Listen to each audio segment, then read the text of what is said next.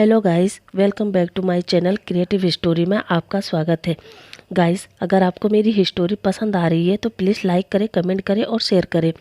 और अगर आपको पसंद नहीं आ रही है तो भी अपनी राय मुझे कमेंट द्वारा बताइए ताकि मैं आपके मन मुताबिक स्टोरी लाऊं।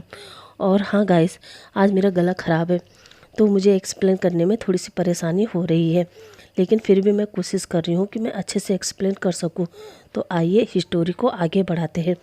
अभी तक हमने देखा है कि सीचेन वांगजी को बताता है कि तुम अंकल बनने वाले हो। ये बात सुनकर वांगजी खुश हो जाता है। अब उससे आगे वांगजी सीचेन से कहता है, गगा आप कब आ रहे हो? अंकल को बताया आपने? सीचेन कहता है, हाँ वांगजी, अंकल भी खुश है और बस कुछ ही दिनों में हम चाइना पहुंच रहे हैं। तभी वांगजी सीचेन से कहता है, ठीक है गगा, आप हम साथ रहेंगे और आप जल्दी आओ, आपका इंतज़ार करूँगा। और वो अपना फ़ोन रख देता है। तभी पीछे से विंग आता है और वांगजी से कहता है, वांगजी क्या हुआ? वांगजी पीछे मुड़ता है और सीधे जाके विंग को हक करता है और विंग से कहता है, विंग मैं बहुत खुश हूँ। और वो विंग को गोल गोल घुमाता है और विंग पूछता है, अरे क्या बात है, बताओ तो सही। वांगजी कहता है, विंग मैं अंकल बनने वाला हूँ। ये सुनकर विंग भी खुश हो जाता है और वांगजी को गले लगा लेता है। इधर शुयान और जिया के बीच भी सब सही चल रहा था। वो अपनी लाइफ में खुश थे। वेंजिन भी प्रेग्नेंट थी। कुआन भी वेंजिन की देखभाल में व्यस्त था। कुछ दिनों बाद वांगजी ऑफिस में था। जिया और विंग घर पर थे। तभी अचानक विंग की तबीयत खराब होने लगी। विंग को काफ़ी पसीना आ रहा था। उसकी सांसें तेज चलने लगी। ये देखकर जिया घबरा गई और वांगजी को कॉल किया और वांगजी ने फ़ोन उठाकर देखा और जिया से कहा, जिया क्या बात है? जिया ने वांगजी को बताया कि विंग की तबीयत खराब है, प्लीज़ तुम जल्दी आओ, मुझे समझ में नहीं आ रहा है कि मैं क्या करूं। वांगजी जिया को शांत करता है और सुयान से कहता है, सुयान चलो।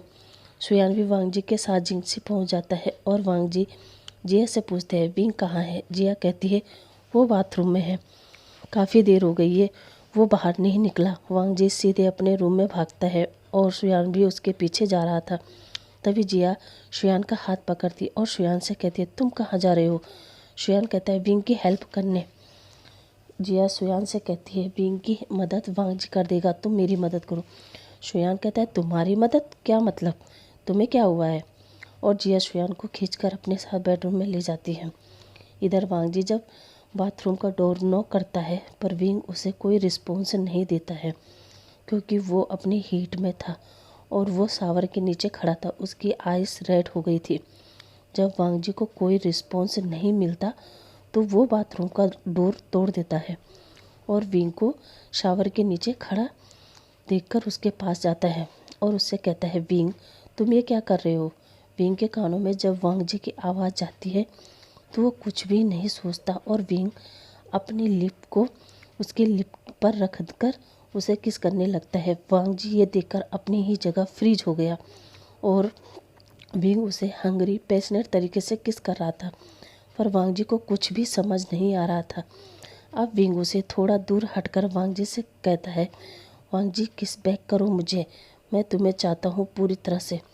अब विंग फिर से अपने लिप वांगजी के लिप पर रखता है और फिर उसे किस करने लगता है। इस बार वांगजी भी उसे किस बैक करता है और अब वांगजी विंग के कभी लोअर लिप को तो कभी अपर लिप को बहुत ही पैशनेट तरीके से शक कर रहा था और उसे छोटे छोटे बाइट भी कर रहा था। अब विंग उस किस में और ज़्यादा मेल्ट होने लगा और वो वांगजी के कपड़ों को खोलने लगता है और वांगजी के पूरे बदन पर किस और बाइट कर रहा था। अब वांगजी बेस्ट से पूरा निकट था। वांगजी विंग को भी निकट करता है और अब वो बाथरूम से बाहर आता है और विंग को अपने सामने खड़ा करके उसे फिर से किस करने लगता है। अब विंग फिर वांगजी के नेक पर, उसकी चेस्ट पर, उसके बेली पर, पूरे शरीर पर किस कर रहा था। वांगजी पूरी तरह से एरोस्ट हो चुका था।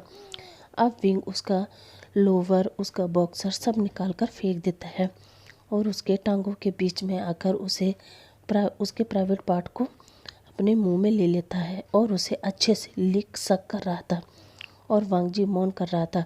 विंग उसे इतने मज़े से सक और लिक कर रहा था कि वो पूरे 5 साल का जो लस्ट उसमें भरा था उसे वो आज ही पूरा करना चाहता था।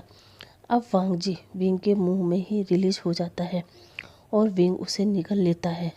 अब वांग जी विंग को बेड पर लेटाता है और अब वांग जी उसे लिक और सक करने लगता है। वांग जी भी उसके प्राइवेट पार्ट को अपने टंग से सहला रहा था। अब विंग को बर्दाश्त नहीं होता और विंग उसे अपने ऊपर खींच लेता है। विंग अभी भी वर्जिन था तो वो वांग जी के प्राइवेट पार्ट को अपने अंदर नहीं ले पा रहा था, मगर वो वांग जी उसे अच्छे से रेडी करने के बाद अपना प्राइवेट पार्ट को अंदर डाल देता है और उसके साथ इंटीमेट होने लगता है। पहले तो विंग चिल्लाता है और बाद में वो मौन करने लगता है। अब उसे काफ़ी अच्छा लग रहा था और वो वांग जी से और भी फास्ट होने को कह रहा था। अब रात भर विंग और वांग जी की मॉर्निंग की आवाज़ें आ रही थी। इधर शुयान और जिया भी अपने आप पर कंट्रोल नहीं कर पाए और वो भी इंटीमेट हो रहे थे। अब विंग और वांग जी सारी रात और सुबह भी इंटीमेट होते रहे, मगर अब विंग काफ़ी थक गया और वो एक दो बार बेहोश भी हो चुका था। अब करीब सुबह 10 बजे वांग जी विंग को छोड़ता है और वो सो जाते हैं। शाम के 5 बजे वांग जी की आँख खुलती है और वो सावन लेने चला जाता है, लेकिन जब वो विंग को उठाता है तो विंग हिल भी नहीं पा रहा था। वांग जी ने उसके ऊपर से ब्लैंकेट हटाया तो देखता है विंग के लोअर पार्ट से अभी भी हल्की हल्की ब्लीडिंग हो रही थी और बेडशीट तो पूरी तरह से ख़राब हो चुकी थी। वांग जी विंग से पूछता है, विंग ब्लीडिंग हो रही है। ये देखकर वांग जी घबरा जाता है और विंग से माफ़ी मांगने लगता है। विंग कहता है, कोई बात नहीं वांग जी, तुम घबराओ मत, तुम एक बाल्टी में पानी लेकर आओ और साफ करके मेडिसिन अप्लाई कर दो तो वह ठीक हो जाएगा। अब वांग जी वैसा ही करता है जैसे विंग ने कहा। अब वांग जी बेडशीट को भी चेंज करता है और विंग को आराम से लेटा देता है और वांग जी बाहर आकर विंग के लिए हल्दी वाला दूध और मेडिसिन लेकर जाता है। उसे मेडिसिन खिलाकर उसे वापस से लेटा देता है और अब वांग जी बाहर आकर कुछ हल्का सा स्नैक वगैरह तैयार करके विंग को खिलाता है। इधर शुयान भी जिया का ख्याल रख रहा था। जिया शुयान से कहती है, तुमने मेरी हालत ख़राब कर दी, मैं खड़ी नहीं हो पा रही हूँ और आज का डिनर तुम तैयार करोगे। शुयान कहता है, ठीक है तुम आराम करो, मैं डिनर तैयार करता हूँ। शुयान जब बाहर आता है तो देखता है वांग जी डिनर तैयार कर रहा था। शुयान किचन में आकर वांग जी को टीस करता है और वांग जी से कहता है, वांग जी तुम्हारा परफॉर्मेंस कैसा था।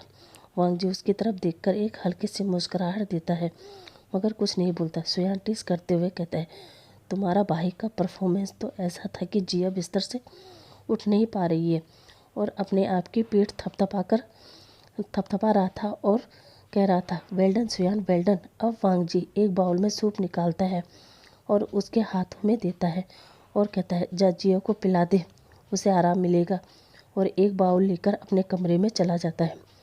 अब करीब एक हफ्ते बाद शीचेन, यांगली और जंसा चाइना वापस आते हैं और अब जिंगसी में खूब चहल पहल थी। Kuan, benzene, new Hussain, Mingyao और फई सभी लोग शीचेन और यांगली से मिलने आए थे। इसका मतलब एक प्रकार से उन्होंने फैमिली पार्टी रखी हुई थी। सारे लोग बहुत खुश थे। तभी वांग जी कहता है, गगा आप शादी कब कर रहे हैं। शीचेन कहता है, वांग जी अंकल कह रहे थे कि इस हफ्ते ही शादी करेंगे क्योंकि अभी भी उन्हें कुछ काम है जापान में, तो वो कह रहे थे कि जल्दी शादी करते हैं। और शीचेन कहता है, हाँ जब हम शादी कर लेंगे उसके बाद तुम्हारी और विंग की शादी भी तो करनी है। इस पर वांग जी कुछ नहीं बोलता और शर्मा जाता है। सब लोग अब शादी की तैयारी कर रहे थे। वांग जी विंग को भी शॉपिंग पर ले गया था। वहाँ वो विंग के लिए कुछ ड्रेस पसंद कर रहे थे। उसी मॉल में किसी की नज़र विंग पर पड़ी और उसने तुरंत किसी को कॉल किया और उस पर चिल्ला रहा था कि तुमने कहा था कि विंग मर चुका है, मगर वो तो सही सलामत मेरे सामने खड़ा है। वो पर्सन सोचता है, क्या विंग जिंदा है, इसका मतलब बेंचाओ उनके पास है। तभी उधर से वो पर्सन कहता है, तुम अभी कुछ मत करना, केवल उन पर नज़र रखो, मैं भी चाइना आता हूँ। वो पर्सन विंग और वांग जी का पीछा करने लगी। पीछा करते करते वो गोसू पहुँच गई और सोचने लगी, ओह तो ये यहाँ है, सिटी से दूर, इसीलिए ये नज़र में नहीं आया। गाइस आज के लिए बस इतना ही। आपसे कल मिलते हैं। तब तक के लिए अपना ध्यान रखिए, सुरक्षित रहिए, मस्त रहिए, खुश रहिए। Thank you for watching.